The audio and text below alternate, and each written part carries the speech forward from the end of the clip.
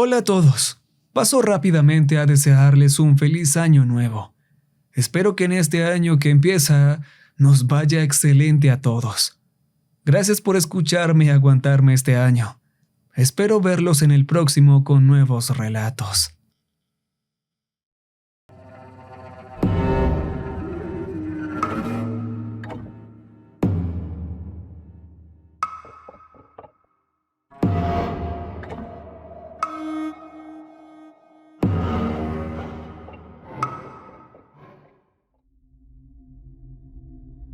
Desperté al sonido de unos golpes en la puerta del departamento que compartía con mi pareja.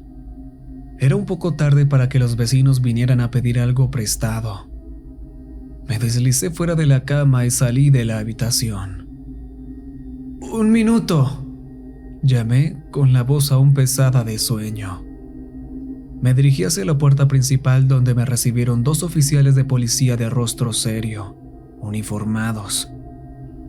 ¿Señora Watkins?, preguntó el que estaba a mi derecha. Sí, ¿en qué puedo ayudarles? ¿Está usted casada con un...? Hizo una pausa para revisar las notas en una pequeña libreta de papel. ¿Terrence Watkins? Sí, ¿de qué se trata?, respondí, ya algo a la defensiva y tensa por las circunstancias. Me preguntaba si mi esposo, que generalmente era de carácter tranquilo, se había metido en problemas. Lamentamos informarle que su esposo ha tenido un accidente. El oficial, que había permanecido en silencio, intervino. Sentí como si alguien me hubiera golpeado en el pecho con un martillo. No podía respirar ni emitir sonido, pero lágrimas silenciosas comenzaban a salir de mis ojos. El primer oficial que había hablado me sostuvo cuando mis rodillas se doblaron y entraron a la casa, ayudándome a sentarme en el pequeño salón. Logré calmarme lo suficiente para hablar nuevamente. ¿Está vivo?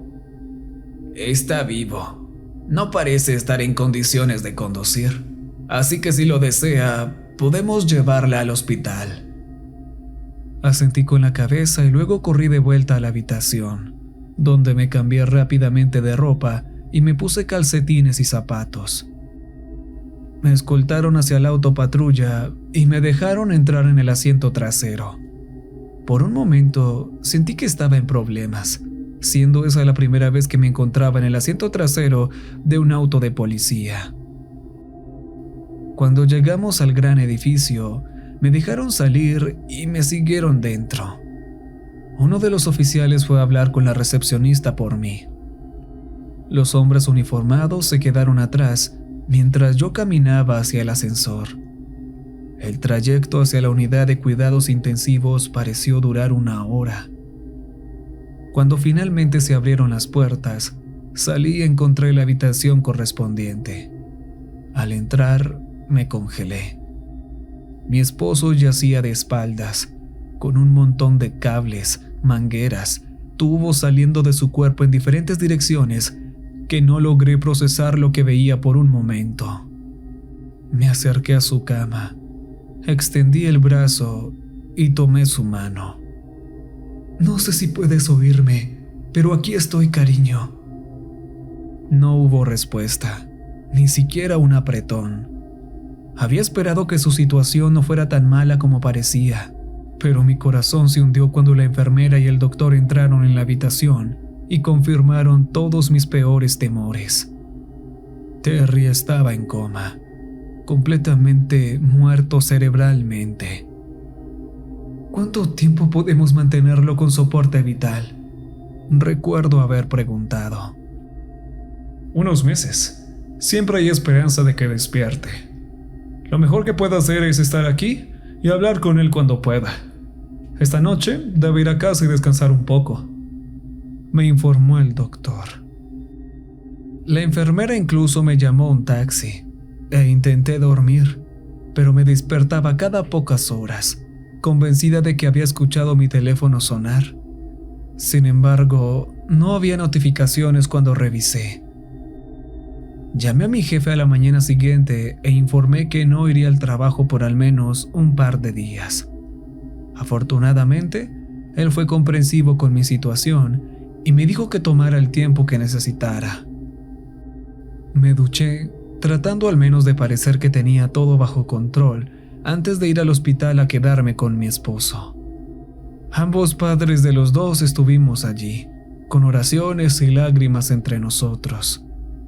Recuerdo haberme sentado en la capilla con ellos, pero no podía unirme a las oraciones. Pasaron los días de manera similar. Cuando no estaba en el trabajo, estaba en esa habitación con el hombre que amaba. Empecé a perder la esperanza después de casi un mes, y finalmente entré en la capilla sola. Me senté frente al altar, llorando, finalmente derrumbándome en oración. Pasaron algunos días después de eso, y una mañana entré en la habitación para encontrar los ojos de Terry abiertos.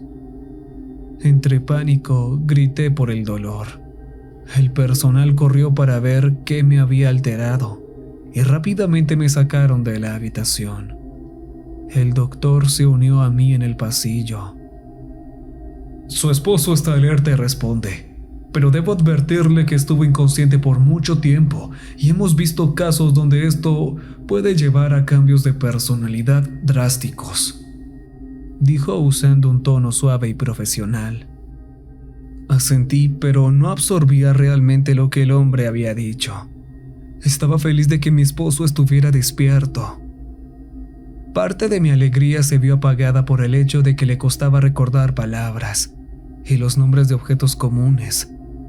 Sin embargo, me sentí aliviada de que parecía recordarme, tomando mi mano y apretándola cariñosamente cuando se la ofrecí. Las primeras semanas después de su despertar pasaron lentamente mientras aprendía a caminar y a comer de nuevo. El problema comenzó los días después de que regresó a casa. Terry no podía dormir. Tuve problemas similares en el hospital, pero eventualmente me daban algo para ayudarme, confesó durante una larga conversación. Eso llevó a una discusión prolongada y me fui a la cama enojada. No hablamos realmente durante unos días, y un día, unos 2 días después de la pelea, llegué a casa para encontrar el departamento vacío. Intenté no preocuparme, aunque busqué una nota, pero no encontré ninguna. No me sorprendió cuando Terry regresó en medio de la noche. Sin embargo, me sobresaltó escuchar otra voz. Esta vez era femenina. ¿Estás seguro de que no despertará?, preguntó la extraña mujer justo cuando abrí la puerta. Duerme más profundamente que la mayoría de los humanos. No seremos descubiertos, respondió Terry. Consideré romper esa burbuja, pero algo me dijo que esperara. Abrí la puerta un poco más, pero la mujer comenzó a girar en mi dirección y dejé de hacer todo, incluso de respirar. Después de medio minuto, retrocedí. «Deberíamos ir a otro lugar. Conozco un sitio», dijo la mujer, lo suficientemente fuerte para que la escuchara a través de la puerta entreabierta. Se fueron poco después de eso, y consideré seguirlos, pero pensé mejor en no hacerlo. En su lugar, lloré hasta quedarme dormida. Me preguntaba si eso era lo que el doctor había intentado advertirme esa misma mañana mientras compartía una comida silenciosa con el hombre con el que me había casado. Traté desesperadamente de pensar en algo para decir, pero no pude. Él no hizo ningún esfuerzo por iniciar una conversación tampoco. Tragué la urgencia de preguntarle sobre su visitante de la noche anterior y en su lugar me preparé para ir a trabajar. Cuando llegué a casa, el apartamento estaba vacío de nuevo. Mi esposo había dejado su ropa y otras cosas, así que asumí que volvería tarde otra vez. Me desperté cuando la puerta se abrió y se cerró, pero esta vez no me levanté. Días como estos se convirtieron en semanas. Eventualmente, Mi curiosidad pudo más que yo. Activé el seguimiento de ubicación en el teléfono de mi esposo y hasta salí temprano del trabajo para dormir más. Escuché a Terrence entrar al departamento con la extraña mujer de nuevo. Se quedaron solo un rato, y esta vez, cuando se fueron, me deslicé de la cama y salí por la puerta detrás de ellos. Usé mi teléfono para rastrearlos, conduciendo lentamente hasta que se detuvieron en medio de la nada. Aceleré cuando pasé los semáforos y las señales de alto, solo disminuyendo la velocidad cuando el GPS me indicó que girara fuera del pavimento hacia un estrecho camino de tierra. Me detuve al lado de este pequeño camino cuando me acerqué a la ubicación de mi esposo y continué a pie, temerosa de alertarlo sobre mi presencia. Sospechaba que me estaba engañando, pero cuando doblé la esquina, eso ya no tenía sentido. La única estructura en el área era un gran granero viejo. Miré alrededor y vi el auto de Terry estacionado junto a una pequeña minivan. Miré alrededor, pero no parecía haber nadie afuera. Corrí hacia el edificio y mientras lo hacía, noté extrañas luces parpadeando a través de las rendijas debajo de las puertas. También podía escuchar gente cantando adentro. Me acerqué a una pequeña puerta del lado izquierdo del edificio. La barrera estaba parcialmente abierta, permitiéndome asomarme al interior. No vi a Terry, pero pude ver la parte trasera de la cabeza de su nueva amiga. Estaba inclinada como en oración. Extendí la mano y abrí suavemente la puerta un poco más, asomando la cabeza para ver un grupo de personas de pie en círculo, con una vela a los pies de cada uno. Terry estaba en el centro, sin ropa, con la piel manchada y marcada con cenizas oscuras. Parecía estar liderando los cánticos. No sé si el grito que sentí escapó de mí o simplemente suspiré fuerte, pero la mujer que estaba directamente frente a mí dio un giro rápido. Corrí de vuelta hacia mi auto. Fui directamente a casa, esperando a que no me siguieran. Y no lo hicieron. No vi al hombre con el que me casé durante 2 días completos. Cuando regresó, ninguno de los dos mencionó el incidente de la noche anterior. Honestamente, ni siquiera sabía si investigaron o sabían que los había visto. Realmente no quería averiguarlo. Una semana después, se mudó, pero aún no me ha pedido el divorcio. Así es como estamos ahora, separados. No he visto a Terry en 2 meses. Actualizaré si algo cambia.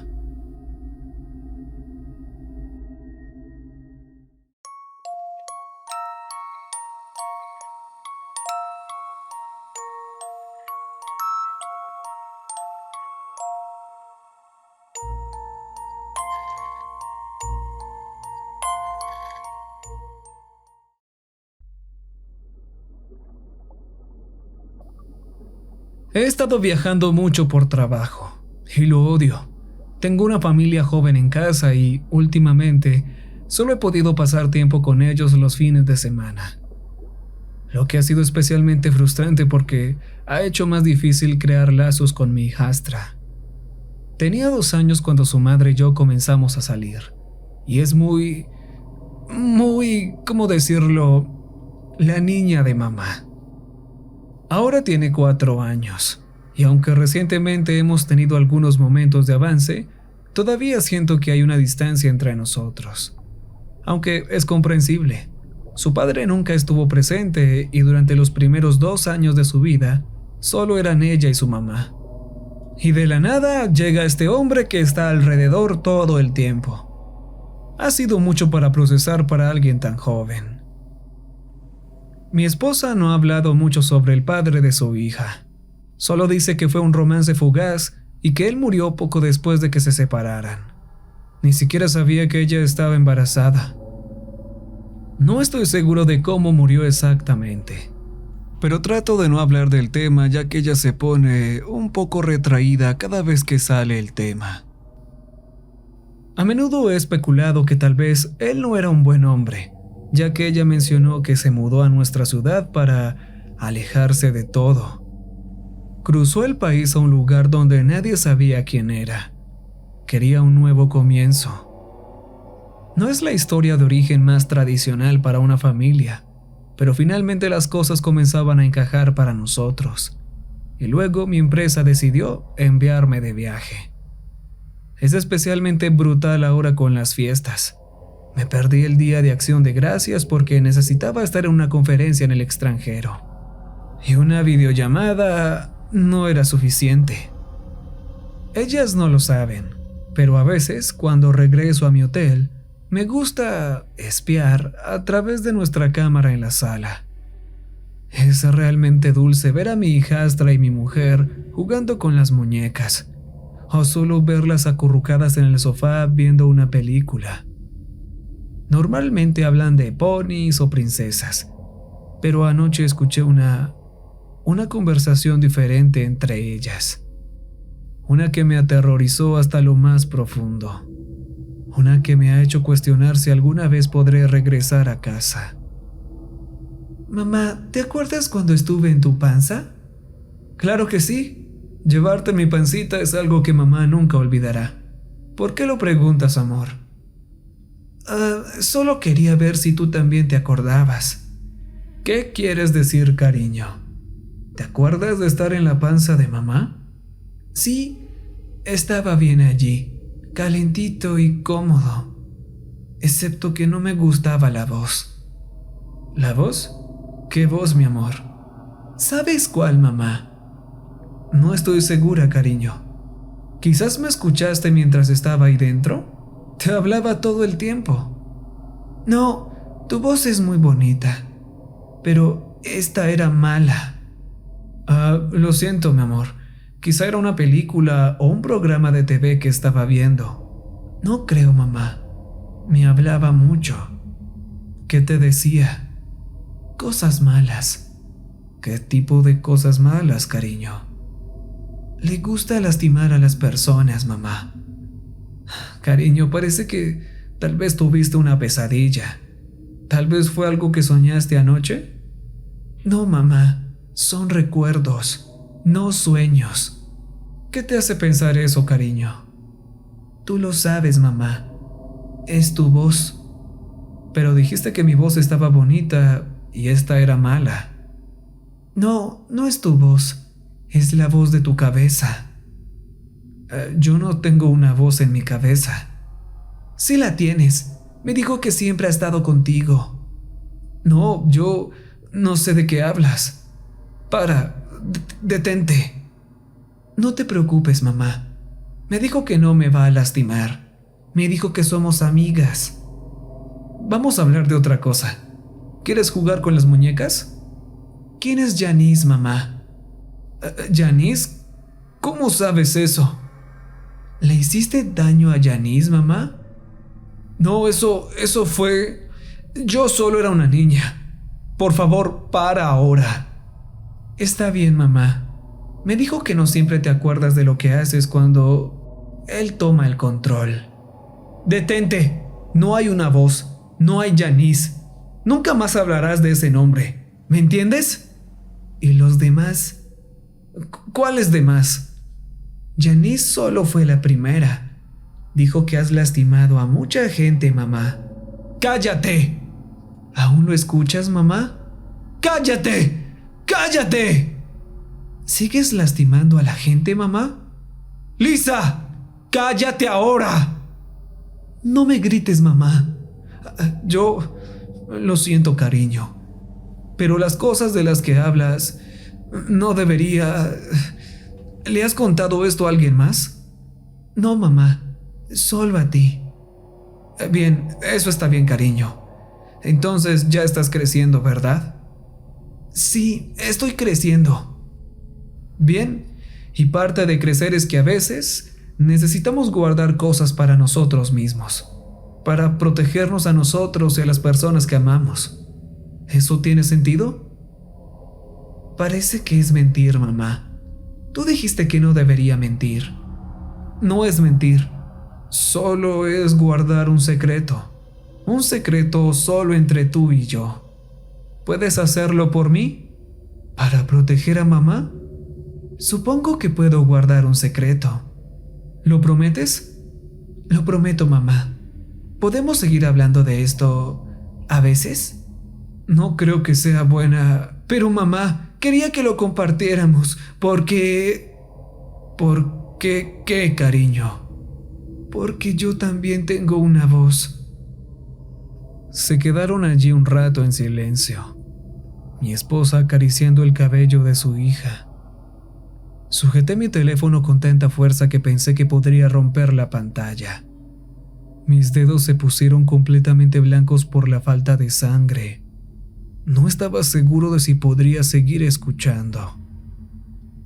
Recordando mi relación con mi esposa, hubo varios momentos breves, en los que pensé que había visto un destello de algo detrás de sus ojos, un destello de algo dentro, un destello de algo malvado. Pero siempre lo dejé pasar. Ella nunca mostró malicia, nunca presentó peligro, al menos no hacia mí. Mientras estaba allí, parado, en el piso de mi habitación de hotel, considerando todas las cosas horribles que mi esposa podría haber hecho, de repente miró directamente a la cámara. Y ahí estaba, la oscuridad. ¿Puede verme? Sin apartar la vista de la cámara, le preguntó a su hija: ¿de qué te habla tu voz? También quiere lastimar a la gente, mamá. ¿Y a quién quieres lastimar, cariño? Y bueno, escuché mi nombre. Mi esposa me ha llamado 87 veces desde anoche y aún no he respondido. No estoy seguro de qué le diré cuando finalmente tenga el valor de contestar el teléfono. Ahora maldigo mi tacañería por nunca pagar el servicio que guarda grabaciones de nuestra cámara. No tengo ningún registro de su conversación, aparte del recuerdo de ella grabado a fuego en mi cerebro. Y mi vuelo de regreso es mañana por la mañana.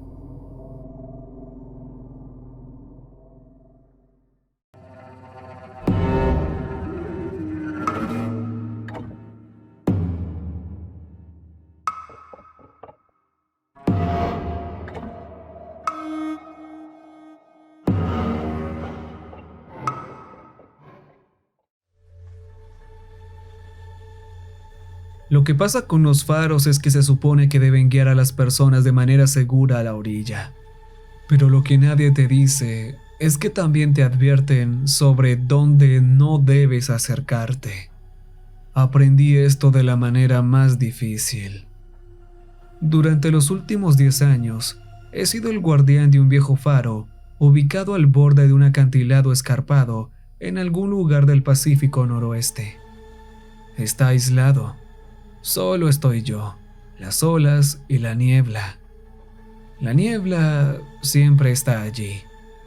La gente cree que los faros son lugares románticos, pero te puedo decir esto: estar solo durante semanas, con solo el sonido de los silbatos de niebla y las olas rompiendo, puede hacer que tu mente te juegue trucos. Pero no estoy loco, lo juro. Todo comenzó hace 3 meses, en una noche en que la niebla era tan espesa que parecía tener peso. Hice mis rondas, me aseguré de que la luz estuviera funcionando y me senté a cenar tarde cuando lo escuché. Un leve golpeteo en la ventana. Lo curioso es que mi habitación está a 21 metros de altura. El sonido era rítmico, deliberado. Golpe, golpe, golpe, como dedos en el cristal. Al principio pensé que era un pájaro, pero cuando me giré para mirar, no había nada allí. Solo la niebla presionando contra los cristales. Aún así, sentí que me observaban. Lo dejé pasar, lo atribuí a mi imaginación y me fui a dormir. El golpeteo se convirtió en una ocurrencia nocturna, siempre a la misma hora, 11:15 p.m. A veces era suave, como un toque educado. Otras veces era frenético, como alguien desesperado por entrar. Dejé de mirar por la ventana. No quería saber. Una noche, el silbato de niebla dejó de funcionar. Subí por las escaleras en espiral para revisar el mecanismo, y cuando llegué a la cima, lo vi. Una sombra moviéndose entre la niebla, demasiado alta y delgada para ser humana. Se movía con una gracia antinatural, deslizándose en lugar de caminar. Mi respiración se detuvo en mi garganta. Se detuvo justo al borde del alcance de la luz, como si el rayo fuera una barrera que no podía cruzar. Luego giró su cabeza, o lo que creo que era su cabeza, hacia mí. Incluso a través de la niebla pude sentir su mirada, fría, hambrienta. Tropecé bajando las escaleras, cerrando con llave todas las puertas tras de mí. Esa noche el golpeteo no vino de la ventana, vino de la puerta. Reporté el incidente a mi supervisor al día siguiente. Se rió y dijo que la soledad puede hacer que las personas vean cosas. Solo lo estás imaginando, dijo. La niebla hace cosas extrañas con el sonido y la luz. Pero sé lo que vi. Durante las siguientes semanas, las cosas se intensificaron. El silbato de niebla se apagaba al azar, sumiendo el área en silencio. La luz parpadeaba, proyectando sombras que no coincidían con los objetos a su alrededor. ¿Y el golpeteo? Comenzó a venir desde adentro del faro. Una noche me despertó un sonido de rasguños detrás de la pared. Mi habitación es de ladrillo sólido, no hay nada allí, pero el sonido era insistente, como uñas rascando el mortero. Cuando presioné mi oído contra la pared, juro que escuché una respiración. Hace 2 semanas llegó una tormenta. Las olas eran enormes, golpeando los acantilados con tanta fuerza que hacían temblar el faro. La niebla era más espesa que nunca. El rayo de luz apenas la penetraba. Fue entonces cuando empezaron las voces. Salían de la radio, crujientes y distorsionadas. Al principio sonaba como estática, pero luego escuché palabras. Déjanos entrar. Tenemos frío. Déjanos entrar. Una y otra vez, como un canto. Arranqué el cable de la pared, pero las voces no pararon. Se hicieron más fuertes, superponiéndose hasta que fueron ensordecedoras. Corrí hacia la sala del faro, esperando que la luz mantuviera a raya lo que fuera. Mientras subía las escaleras, escuché pasos debajo de mí, pesados, deliberados. Llegué a la cima y cerré de golpe la trampilla, encerrándome adentro. La niebla presionaba contra el cristal, girando como si estuviera viva. Y entonces lo vi. Figuras, docenas de ellas, moviéndose entre la niebla. Rodeaban el faro con sus rostros indefinidos pero erróneos. Sus bocas se abrían más de lo que debería ser posible, emitiendo un zumbido bajo y gutural que vibraba en mi pecho. Una de ellas extendió una mano larga y delgada contra el cristal. Dejó una mancha de oscuridad como aceite. La luz parpadeó y se apagó. No recuerdo cuánto tiempo estuve allá arriba, sujetando una llave inglesa y mirando al vacío. Cuando llegó el amanecer, la niebla se había retirado y las figuras ya no estaban. Pero la mancha en el cristal permaneció. He intentado reportar estos incidentes, pero nadie me cree La gente del pueblo más cercano piensa que solo soy el loco guardián del faro. Mi supervisor me dijo que tomara unas vacaciones, pero no puedo irme. No creo que la niebla me deje. Anoche el golpeteo volvió, pero esta vez estuvo acompañado de una voz baja susurrante que decía: no puedes mantenernos afuera para siempre. Y tienen razón, la luz dejó de funcionar esta mañana. El silbato de niebla no suena. La niebla se acerca, más espesa de lo que nunca la he visto. Ahora los escucho, moviéndose entre la niebla, y sus voces mezclándose con el viento. Quieren entrar, y no sé si puedo detenerlos.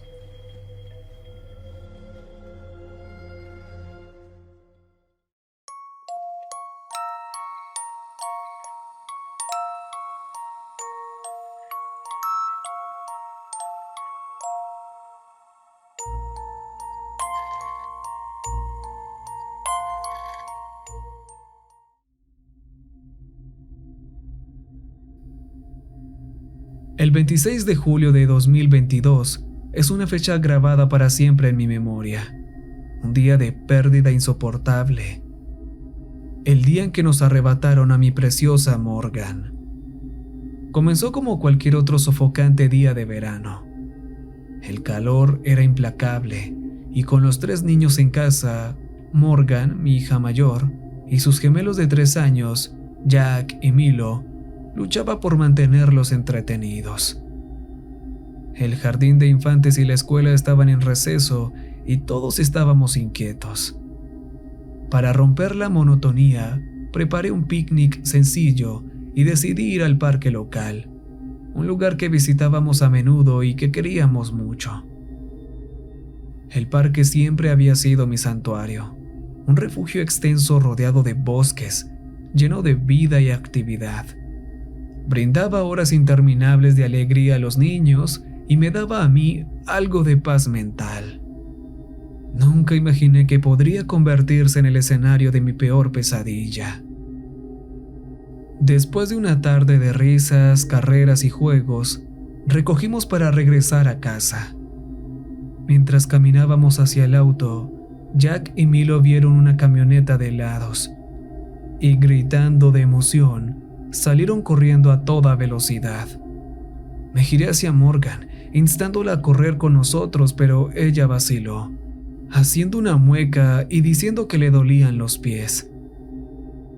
Con suavidad, le sugerí que se sentara a esperar en una mesa de picnic cercana mientras yo le traía un helado. La mesa estaba justo detrás de nosotros.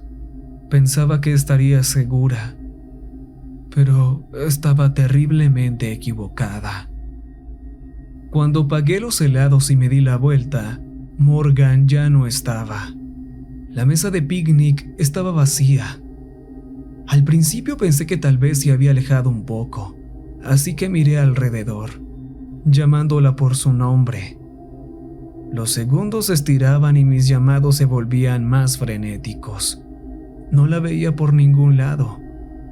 Mi corazón latía con fuerza mientras revisaba cada rincón del parque, gritando por ella, preguntando a todas las personas que pasaban si habían visto a una niña pequeña. Pero nadie la había visto. Dejé caer los helados y empecé a correr, gritando su nombre más fuerte. El pánico se apoderó de mí mientras mi mente pasaba por los peores escenarios posibles. Llamé a mi esposo, apenas capaz de articular palabras coherentes, y luego a la policía. En pocas horas comenzó la búsqueda. Los días que siguieron fueron como una pesadilla viviente. Equipos de búsqueda recorrieron los bosques, helicópteros sobrevolaron el área y voluntarios pusieron la foto de Morgan por toda la ciudad.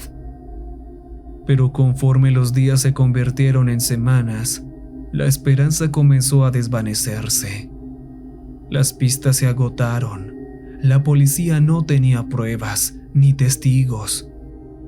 Eventualmente los grupos de búsqueda se redujeron y la gente siguió con sus vidas. Pero yo no podía.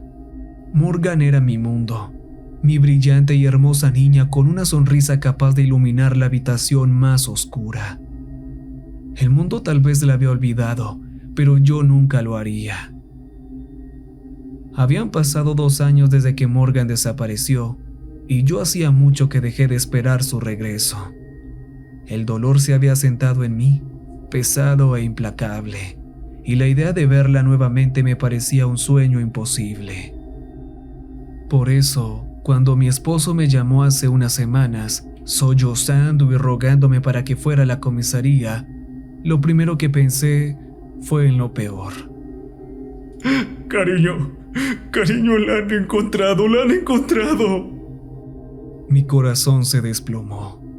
Me preparé para lo que realmente quería decir, que habían encontrado su cuerpo, que después de 2 años de incertidumbre, al menos tendríamos respuestas y una oportunidad para despedirnos.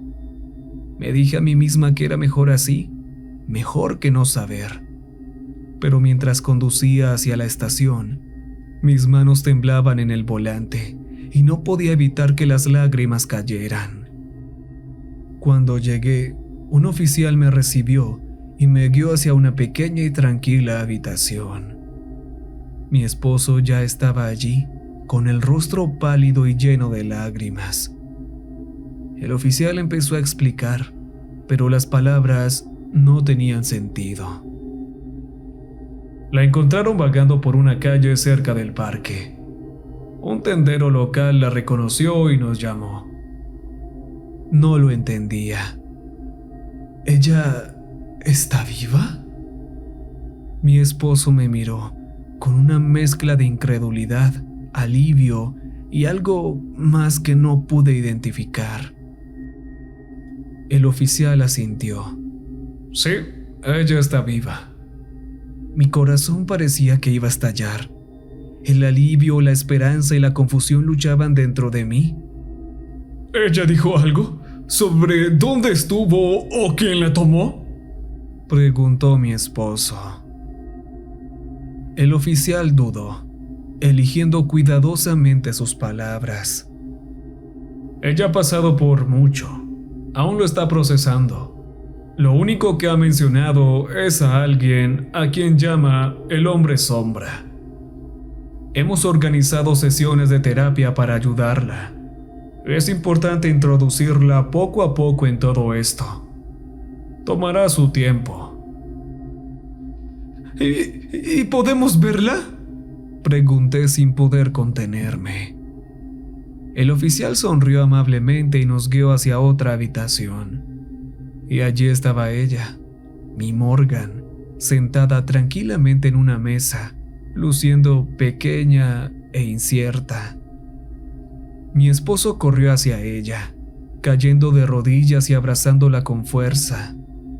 Yo me quedé atrás por un momento, abrumada por la imagen. Ella se veía exactamente igual que el día en que desapareció. Su camiseta rosa con el dibujo de un pony y sus jeans azules eran los mismos, hasta con la pequeña mancha de césped en la rodilla. Sus rizos rubios caían perfectamente sobre sus hombros, exactamente como los recordaba. No había crecido ni un solo centímetro. A los 6 años era pequeña, pero ahora, con 8, debería haberse visto diferente. Su rostro, su postura, su presencia era la misma. Era como si el tiempo se hubiera detenido el día en que desapareció. Me sacudí la incomodidad, recordándome a mí misma que el trauma puede hacer cosas extrañas. Tal vez su tiempo lejos había detenido su crecimiento, o tal vez solo lo imaginaba por lo abrumante de todo esto. Pero, aunque me tranquilizaba, una parte de mí no podía ignorar lo raro de todo. ¿Morgan?, susurré acercándome. Cariño, soy yo. Sus ojos se encontraron con los míos, y por un breve momento se iluminaron de reconocimiento. Rompió en una pequeña sonrisa vacilante. «¿Mamá?», dijo suavemente. Esa palabra derribó todos los muros que había levantado alrededor de mi corazón. Corrí hacia ella, abrazándola con fuerza, sintiendo su calor, oliendo el suave aroma de su shampoo de fresa. Ella estaba aquí, era real, y sin embargo, mientras la sostenía cerca, no podía deshacerme de la sensación incómoda de que algo de esto no era tan simple como parecía. A medida que pasaban las semanas, la vida lentamente volvía a la normalidad, o al menos a una versión de ella. Los hermanos de Morgan estaban felices de tenerla de vuelta, y ella volvió a su papel como la brillante y alegre hermana mayor. Era la misma niña encantadora que siempre había sido, y pronto dejé de cuestionar su regreso milagroso. Mis dudas se desvanecieron, enterradas bajo el alivio de tenerla en casa. Morgan estaba progresando muy bien en la terapia. Su psicóloga nos aseguró que el hombre sombra probablemente era una manifestación del trauma, un mecanismo de defensa para ayudarla a procesar lo que había vivido. Nos aconsejaron no presionarla por detalles y, en cambio, crear un ambiente seguro y lleno de amor. «Solo disfruten de tenerla en casa», nos dijo. Así que traté de dejar ir la incomodidad que ocasionalmente me asaltaba. Pero luego empezaron a suceder cosas extrañas. Una noche me desperté en medio de la madrugada y fui al baño. Al regresar a mi cama, pasé por la habitación de Morgan y me detuve cuando escuché algo. Un susurro débil, suave. Mi corazón dio un salto. Abrí lentamente la puerta. «¿Morgan?», llamé suavemente. Ella estaba sentada en medio de su habitación, con las piernas cruzadas, su cabeza inclinada hacia atrás. Miraba hacia la esquina del techo, susurrando algo que no podía entender. Sus ojos estaban muy abiertos sin parpadear y parecía completamente ajena a mi presencia. «¿Morgan?», dije de nuevo, un poco más alto esta vez, entrando en la habitación. Aún así, ella no reaccionó. Me acerqué colocando una mano suave sobre su hombro.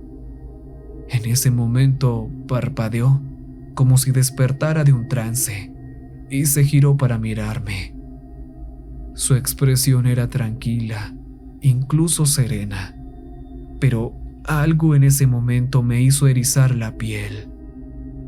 «Vamos, cariño», dije suavemente, asumiendo que estaba sonámbula. La guié de vuelta a la cama, la arropé y le besé la frente. Pero cuando cerré la puerta de su habitación y regresé a la mía, no pude quitarme de la cabeza la imagen de ella mirando esa esquina vacía. Las siguientes noches fueron iguales. Me despertaba al sonido de susurros. La encontraba sentada en el mismo lugar, con su mirada fija en la misma esquina del techo.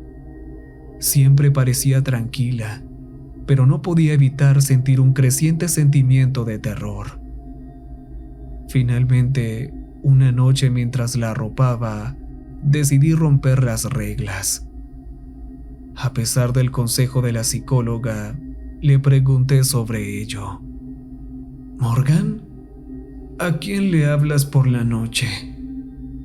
Sus ojos se abrieron como platos, y por un momento miró la esquina del techo, como si buscara permiso para responder.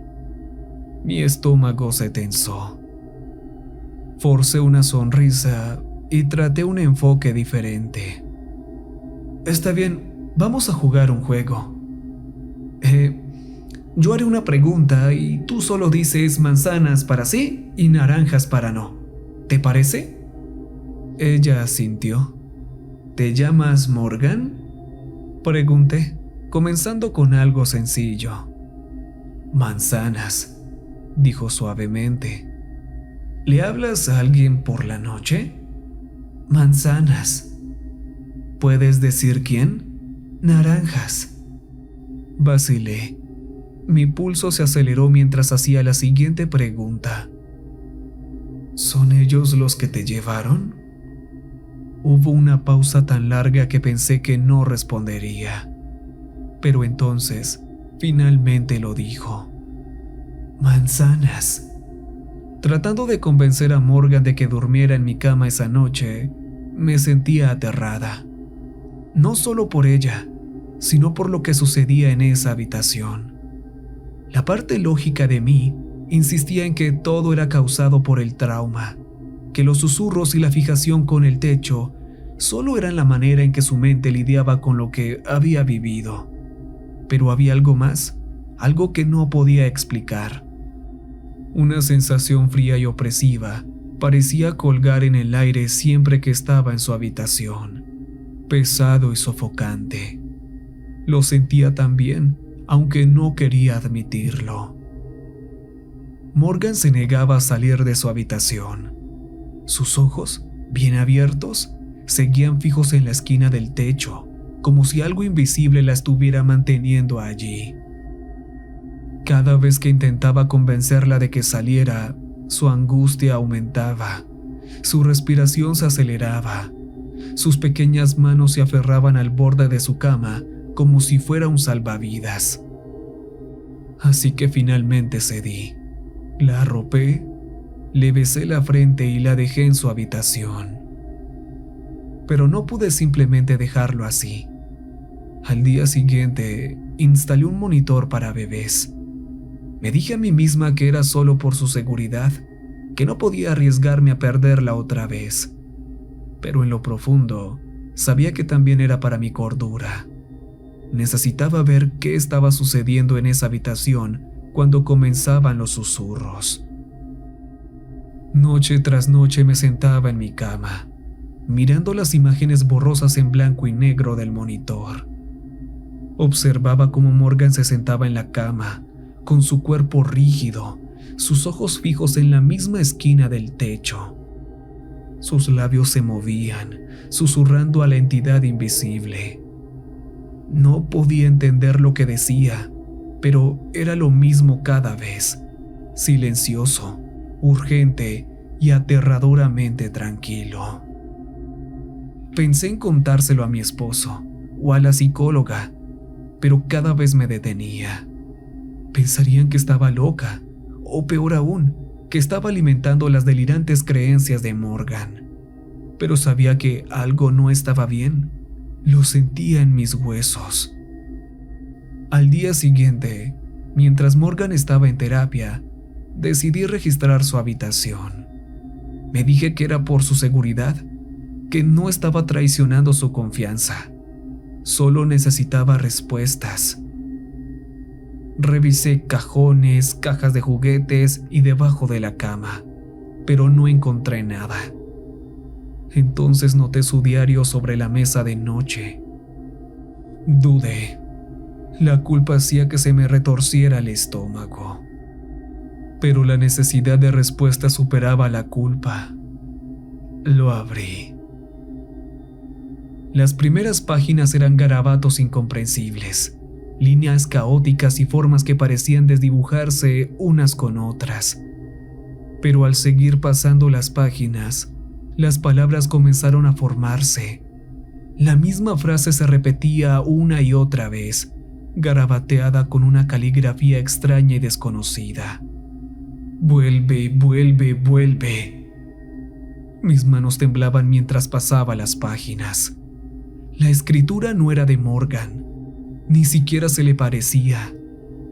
Las letras eran angulosas y desiguales, grabadas profundamente en el papel como si hubieran sido escritas con desesperación. Cerré el diario de golpe, con mi respiración atascada en mi garganta.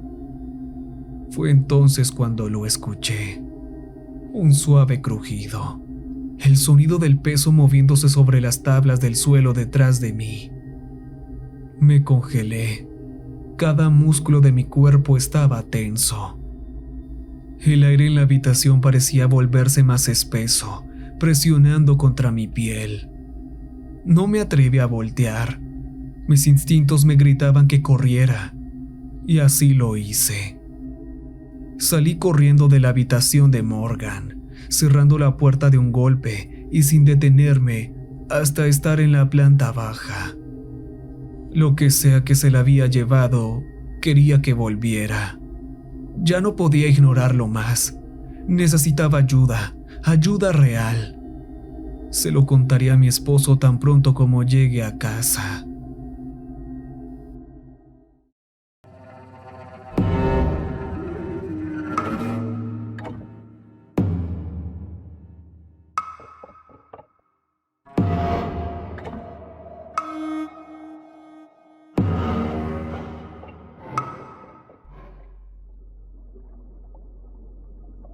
Cada noche exactamente a las 10 p.m., el hombre aparecía en la ventana frente a la mía.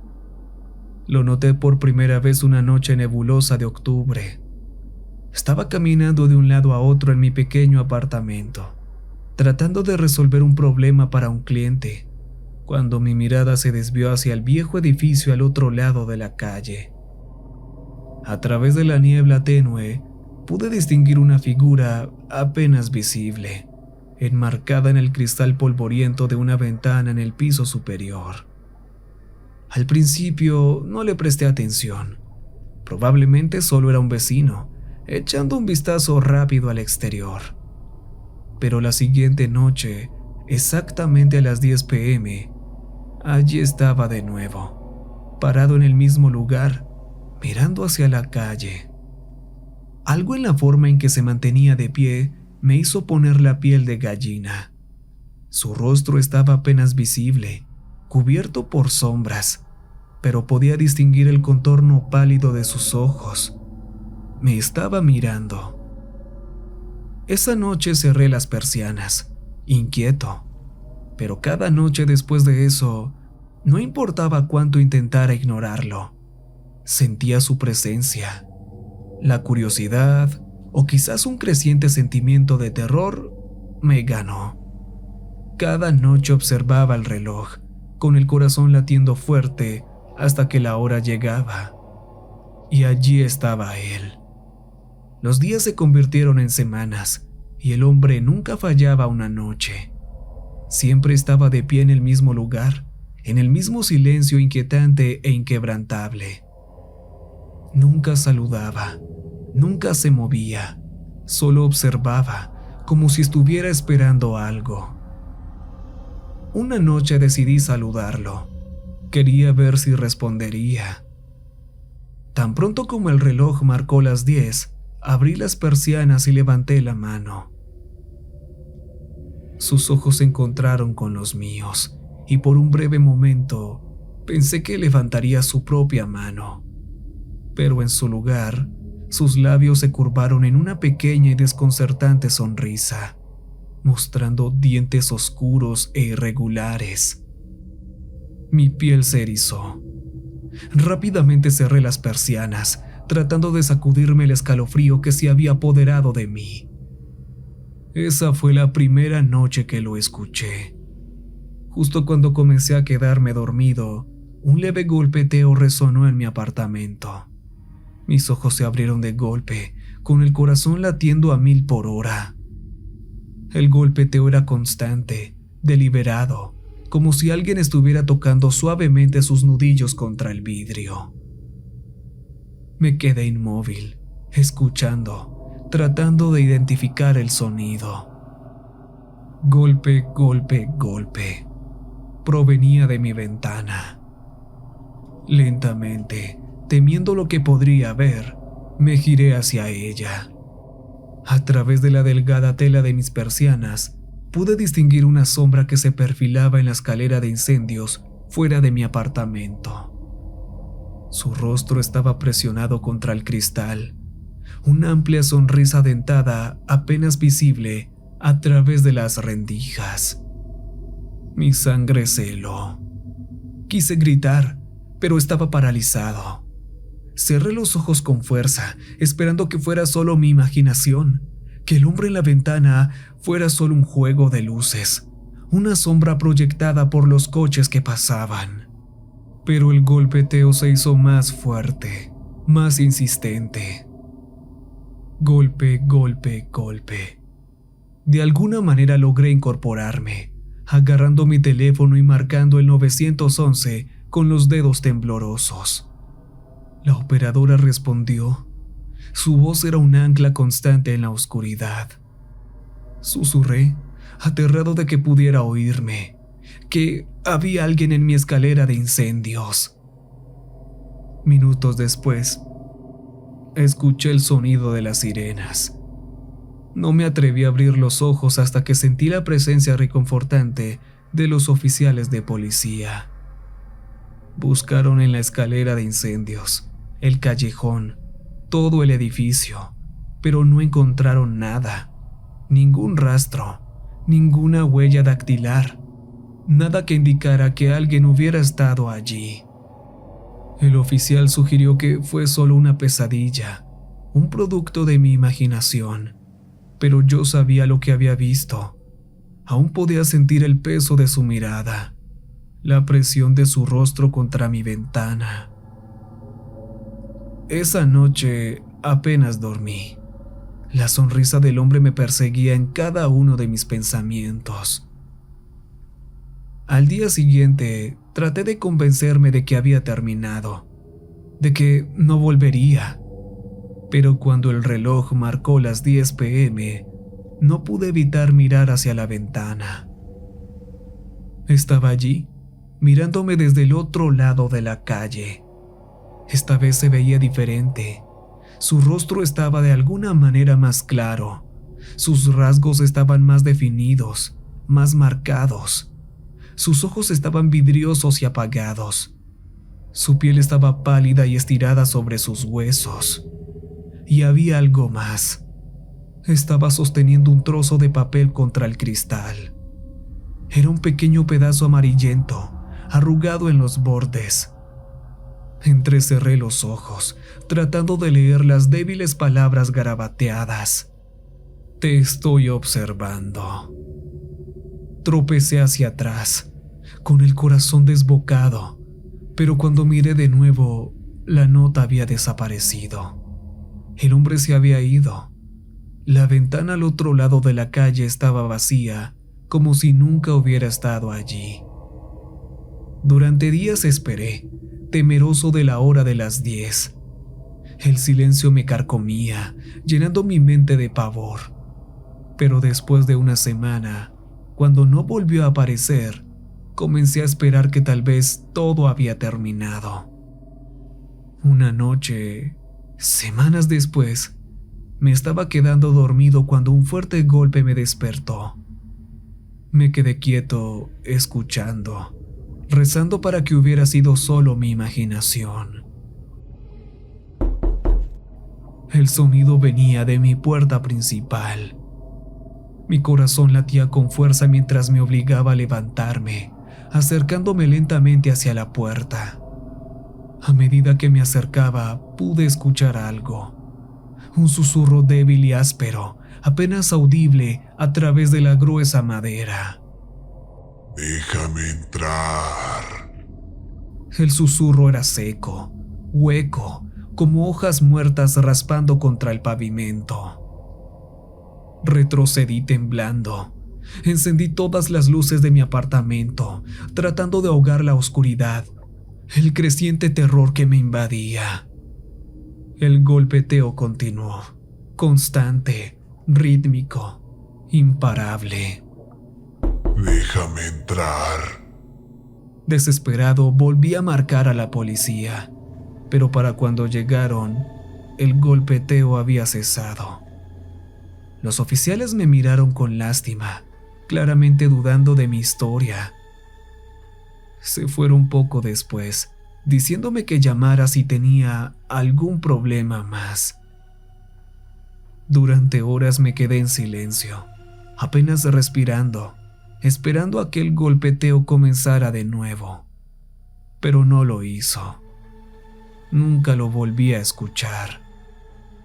Unos días después, noté que el edificio al otro lado de la calle estaba vacío, sin luces, sin movimiento. Era como si el lugar hubiera sido abandonado. Curioso y tal vez un poco desesperado por obtener un cierre, fui a preguntar con la esperanza de aprender algo sobre el hombre de la ventana.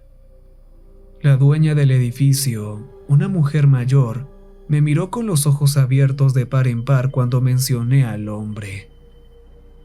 Nadie ha vivido allí en meses. El último inquilino, desapareció. La policía nunca lo encontró. Lo único que encontraron en el apartamento fue una nota dejada en su ventana. Decía: "Te estoy observando". Sus palabras me helaron hasta los huesos. Esa noche, mientras yacía en la cama, me di cuenta de algo. Aún podía sentir sus ojos sobre mí, observándome desde algún lugar invisible, esperando el momento en que lo dejara entrar.